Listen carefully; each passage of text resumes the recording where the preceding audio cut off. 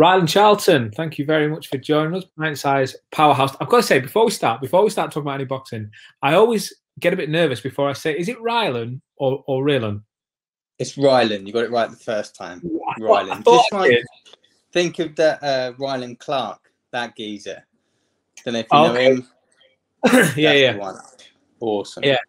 I always just get that. Yeah. Sorry. Anyway, let's jump straight into Rylan. Now we've got that off to a good start. Rylan, how you doing? Big fight coming up. We'll speak about that in a moment. But you, first and foremost, you doing well? Yeah, really well. Yeah, feeling good to be in full-time camp. Yeah, so absolutely loving it. Yeah. There was, of course, the press conference announcing the fight the other week. It's a big card. It's one that's certainly bring Liverpool out in numbers.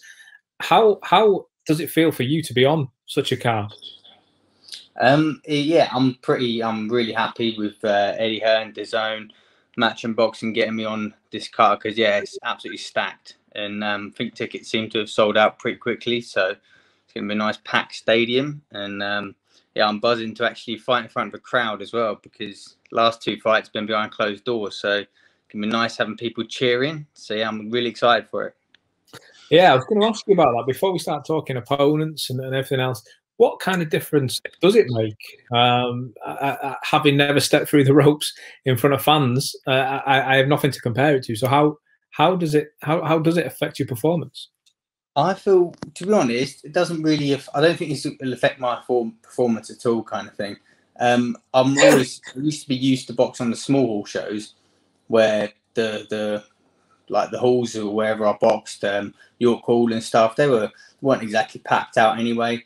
And I always think when I get in there, it doesn't matter how many people are screaming. It's nice to have the support and people screaming, but I just feel like it's just me and him in there at the end of the day, and I'm just got tunnel vision on taking them out, kind of thing. So yeah, the crowd or no crowd doesn't really bother me. The small hall, and again, listen, you're in a much better place to comment than I am. But the small hall, I guess, in some ways, when you've got fans in there, it can be a little bit more intimidating because everyone's just a little bit more packed in. Big arenas are great, 10, 50, 20, 100,000, whatever, but very, very far away they feel. Whereas small hall, everyone's up, everyone's there.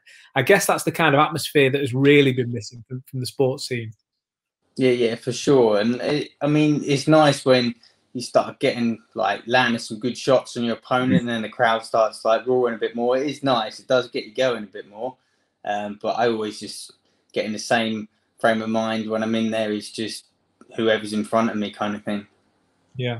Well, let's talk about your opponent then. It's an interesting one for you because it's the fight at super lightweight. I want to speak about that division in just a moment. Luke Willis is coming to kind of halt that move to the division, if you like. Just tell me a little bit about what you know about him and how you see this fight going.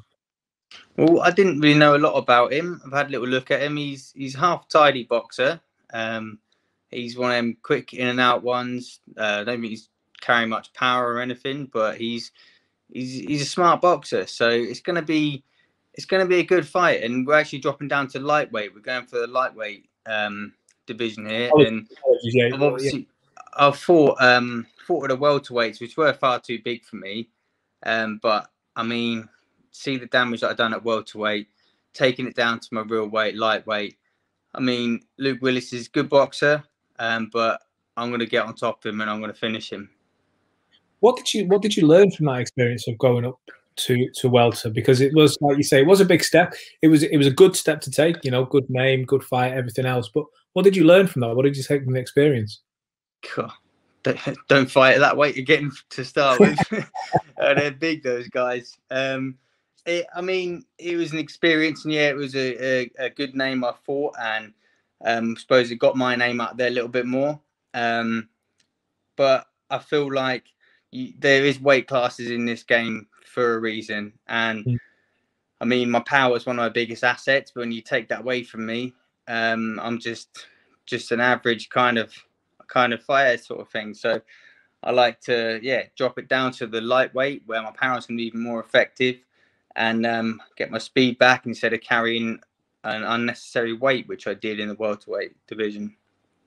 I got to say, I think you're doing yourself a little bit of a disservice there. I think you showed up at that fight. Okay, you didn't go your way on the night, but you certainly you put a count of yourself in there. I thought it was a good fight against Marku. And if you ask Florian Marku, I bet off the cameras, he would say he knows he was in a fight. I know he talks a good game in front of the cameras on social media, but if you were to speak to him, I would penny to a pound. He thinks he's in a good fight. He was in a good fight there. Yeah, it was a decent fight. Yeah, it was. It was a. I don't think I've ever been in not an exciting fight. I love to just get stuck in and really let my hands go. So yeah, every fight I'm going to be in is going to be a hell of a fight. Now your name is out there a little bit, and in the sport of boxing, it's not like other sports, where not necessarily the cream always rises to the top. Like you say, it's about getting your name out there just as much as it is about getting the wins in many ways. Now your name is out there a little bit. A little bit more, should I say? What do you want to do? Where do you see the roadmap, if you like, going over the next 6 months, 8 months, year? So I'm tunnel vision at the moment on Luke Willis, but we're just going to be collecting belts, and this is I think this is an English title eliminator. So after I get through Willis, I'll be fighting for the English title, collect that one, and then just continue from there, just see where it takes me. And is that something, I mean, again, I don't want to labour the point, is that something you're looking to, if assuming you get the win, stick to the script in Liverpool, you get that win, is that the one that you want to go straight into to go for that English title? And that's, I guess, where your tunnel vision, as you call it, shifts. You're going to keep on this one, on to this one, then on to this one. Is it a quick as possible job? Yeah, I don't mind. I'm easy kind of thing. But yeah, straight after I beat Luke Willis, they will be moving on to the English title. So then, yeah, that will be the next fight in the pipeline. But yeah, like I said, I've just got one focus, and that's beating the opponent in front of me. Let me get your opinion. It's always good to speak to the professionals about the division as a whole that you're in, and the lightweight division. I mean, you can go from the welter to the super lightweight and the lightweight. They're all absolutely popping at the moment. But the lightweight division is getting a lot more attention, I think, in the last kind of 18 months, and maybe it has done in the last few years. What's your take on how the division is standing on a global sense and on a national sense at the moment? I'll be honest. I don't keep track of much boxing. I mean, I get in there, I do it myself. I love it, but I'm not too sure who's in the lightweight division. I know a few names in there and stuff, but yeah, I'm not really up to speed with it all, to be honest. I guess in some ways, then, does that make your job a little bit easier because there's less distraction? If you're always looking around at, oh well, bloody hell, if I beat Luke Willis, then I've got Dave Smith, Phil Jones, all these guys. Whereas instead, you've got a coach, a manager, promoter, blah blah blah blah blah. These guys can just deal with that. They can look after that side of the business. You just got to do. Is that? I guess that's a little insight into your life as a boxer. Yeah, for sure. Like, I mean, they've got their job roles. They can kind of sort of organise the fights, get me the matched up and stuff, and all I've got to do is train my hardest for whoever's in front of me and just fight. That's all I want to do. And yeah, I mean, looking into the division, I suppose it's got its pros and cons. You can start looking into it all, and you can start working out fighters and what they do and what they're good at and stuff like that. Or you can go in there completely blind and just do what you do kind of thing. And that's where I like to stand. I mean, you can watch someone. I feel like you can watch someone all day long, but when you get in that ring and it's just you and them, it's different anyway. So yeah, I think I'll just stick to being a bit naive about it, but I don't mind it. Let's talk about the fight card that you're on then. I mean, when you get a call like that, well, in fact, before we even take that step, tell us what it was like to get that call. How did you first hear about this card coming about? Because I feel like this card caught a lot of people off guard. I certainly wasn't expecting a Smith Fowler fight, and then you look down the card and you think, okay, Solomon Dakers and Kamil Sokolowski. Didn't see that coming either, and there's a few fights on there. Kieran Conway back so quickly after the fighting on the Canelo card. There's all these fights have just popped up, and I think, how did that come about? Yeah. I mean, I knew about the Fowler and the Smith. We knew that was coming about.